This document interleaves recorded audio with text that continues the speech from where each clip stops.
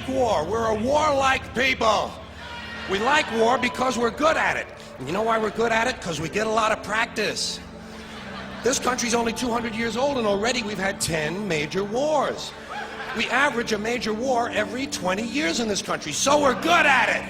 And it's a good thing we are. We're not very good at anything else anymore. Huh? Can't build a decent car, can't make a TV set or a VCR worth the fuck.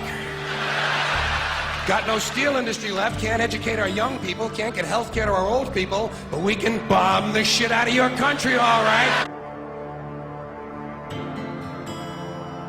Especially if your country is full of brown people. That's our new job in the world, bombing brown people. Iraq, Panama, Grenada, Libya, you got some brown people in your country, tell them to watch the fuck out, or we'll goddamn bomb them.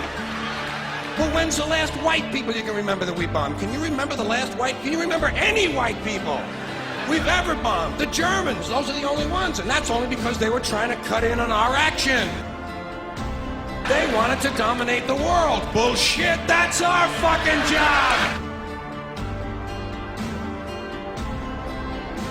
And you probably noticed I don't feel about that war the way we were told we were supposed to feel about that war, the way we were ordered and instructed by the United States government to feel about that war.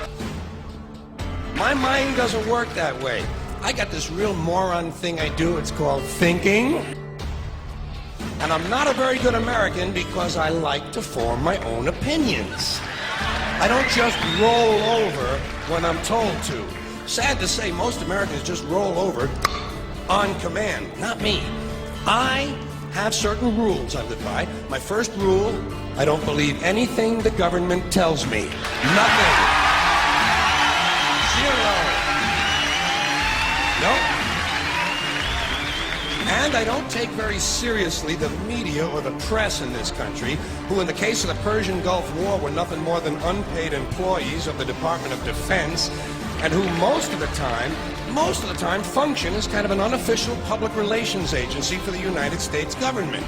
So I don't listen to them, I don't really believe in my country, and I gotta tell you folks, I don't get all choked up about yellow ribbons and American flags. I consider them to be symbols, and I leave symbols to the symbol-minded.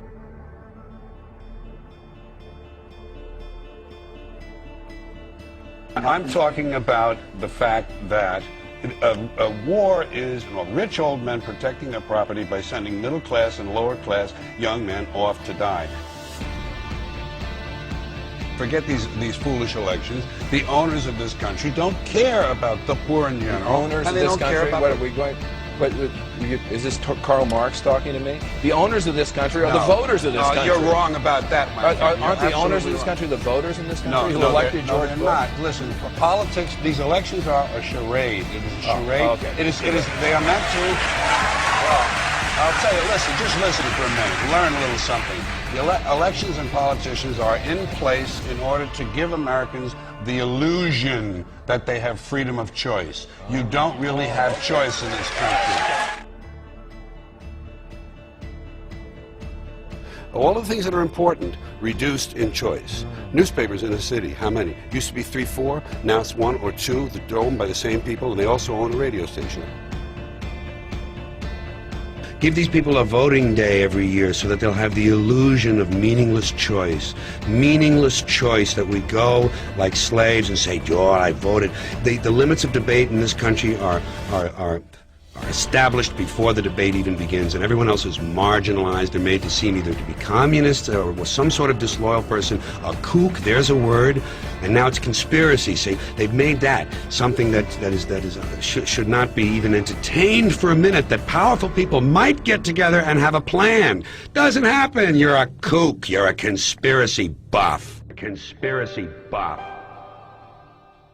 Not as a result of a conspiracy, but because... You don't need a formal conspiracy when interests converge. These people went to the same universities and fraternities. They're on the same boards of directors. They're on the same country clubs. They have like interests. They don't need to call a meeting. They know what's good for them, and they're getting it. And there used to be 7 oil companies. There are now 3. It will soon be 2. The things that matter in this country have been reduced in choice. There are 2 political parties. There are a handful of insurance companies. There are about 6 or 7 information things. But if you want a bagel, there are 23 flavors because you have the illusion.